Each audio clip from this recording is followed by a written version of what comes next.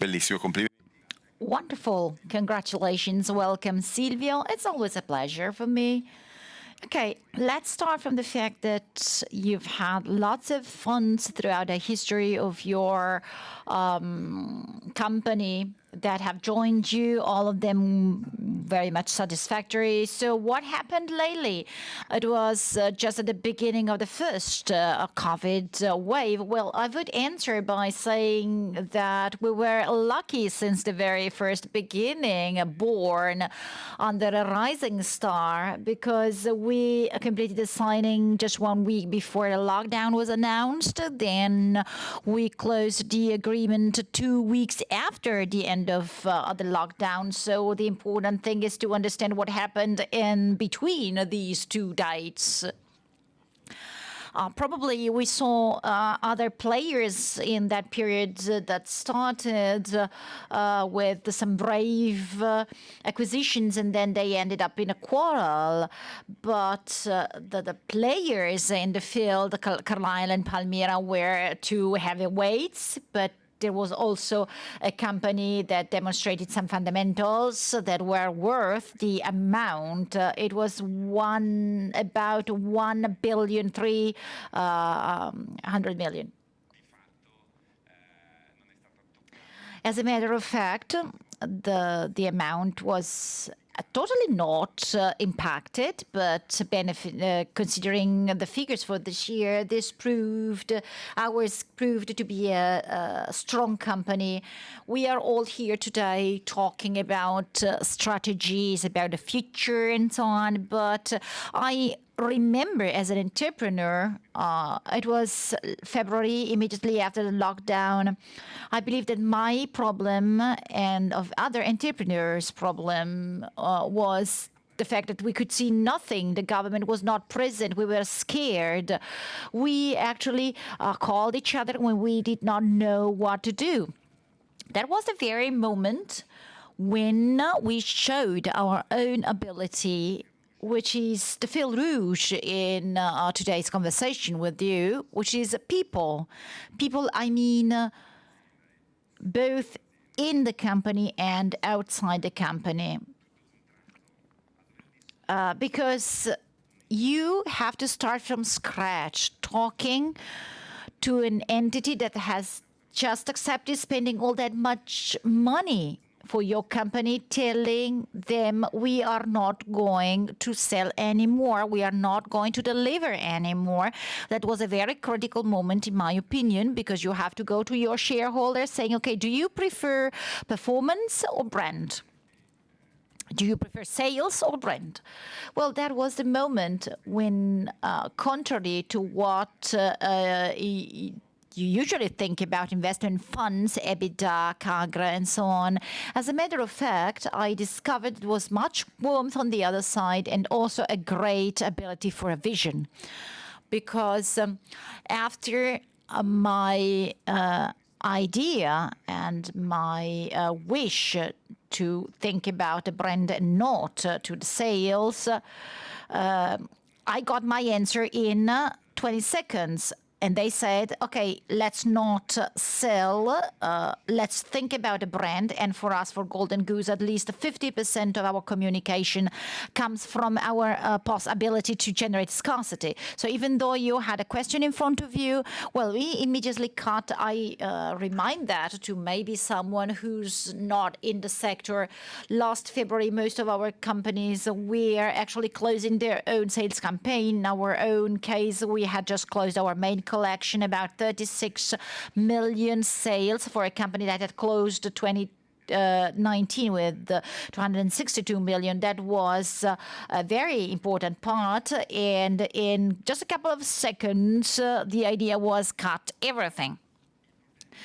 The problem at the time was that Italy was the first country affected by the pandemic. The other countries had not suffered that from. I remember our talks with our directors, because from France and Germany, they all said they wanted their own deliveries, but then after just a few weeks, they all thanked us. So it was a resilient company. How do you measure that in figures? How's going to be the performance for this year compared to last year? Well, back to visibility. We were lucky because we have a solid cash position, even though the buyout was very, very important. So here again, a shareholder that did not leverage so much, but left the possibility to the company to manage their own cash position in a very fluid position that was very much connected to that specific moment. On the other side, we had the possibility to gain this visibility, hence in managing investments, in managing people. And at the very end, this year, we are going to have a balanced here, 265 million compared to 262 last year. But what is most striking to me is that we are going to close with a contribution to stock sales, from stock sales equal to zero. So nothing on the shelves, and our own customers that do want to buy our own products, just like yesterday. Yes, 2021 is going to be a positive year then in the outlook. Well, yes, that's going to be very positive. Actually, considering Erica's figures from before this year, I would judge Golden Goose as a plus 30 company, and we do expect for 2021 to be in line with this growth. Thank you. Okay, talking about the markets. You said you sell 80% of your sales abroad. So what's the difference in terms of perceptions, a human point of view? In your opinion, you are quite well balanced between Europe, the Americas, and Asia as for your markets, right? Yes, we have about 37% of our turnover, which is US, 33 Europe, and 33 more or less Asia.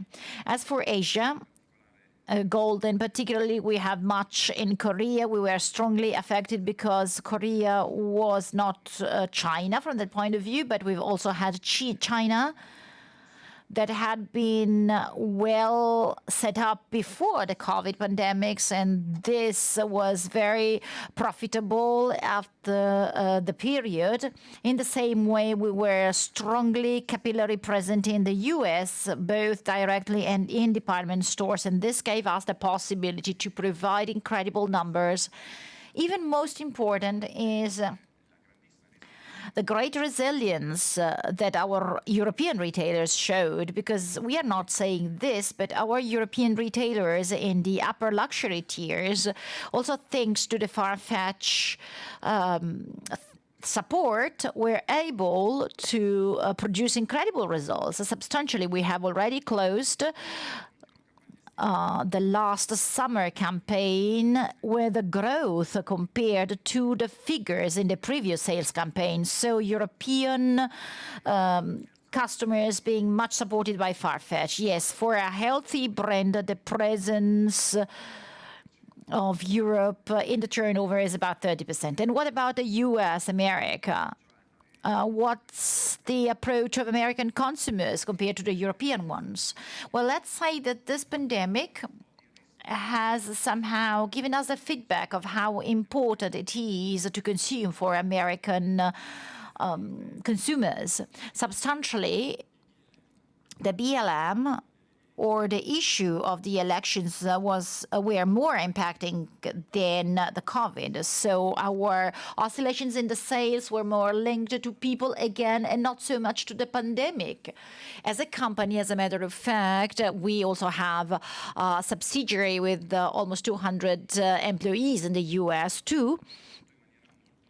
That was something experienced in a very personal way, not so much at community level, because it's a much bigger country. In Italy, our reaction was more community linked, and the perception on consumptions was much different then. So business as usual in the US. So far, yes. We were talking about e-commerce before. Did you also experience an acceleration? What's its weight?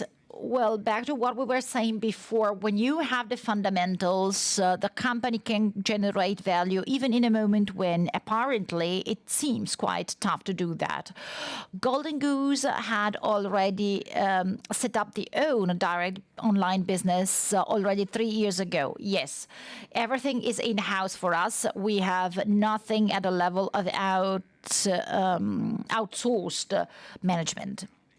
From the point of view of data crowding, the management of all customers' data, that's all in-house. Well, technology, of course, is outsourced.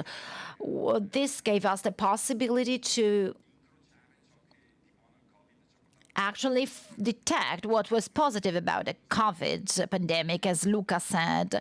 What I always say, online was useful for selling now.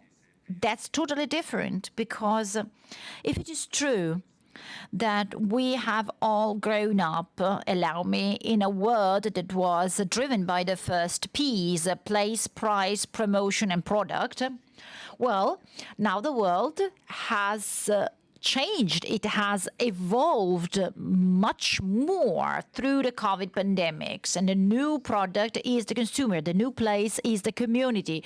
The new promotion is conversation. The new price is the consideration. So it's from the world of 4Ps to the world of 5Cs that is promoted by people, the most important P, both in-house and outsourced, because conversation is not so much how many you have, but what you say, and that's fundamental for consumers. It's sustainability, recyclability, okay, but that's much more than that, because today having a conversation in the way we believed it was in our analogical mind was simply saying something. Now conversation has to lead to something. The new generation's golden almost has millennials and Z generations wants action. So the famous call to action is super fundamental. The step forward that COVID has imposed to the companies that were ready to was transferring from a period when people were important to a period when people were relevant. That was from a cultural point of view, because we all have to leave this world as a better place, and particularly we all want a piece of us in each product we buy, in each thing we do. As a matter of fact, the largest platforms like Luca said, or Netflix and thousands others, what do? The screen that appears on your Netflix page is the one for Silvio, for David. And in the future, online will not be enough. We need a smart platform that can adapt to the single person. So the single consumer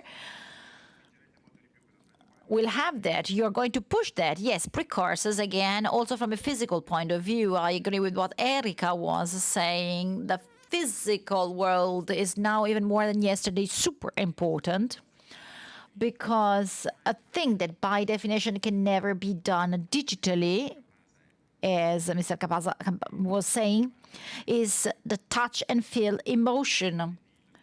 You can close deals, you can buy, you can have quick deliveries, you can analyze data, whatever you want, but the possibility to co-create from an intellectual point of view and from a product point of view, well, that can happen only in a physical context.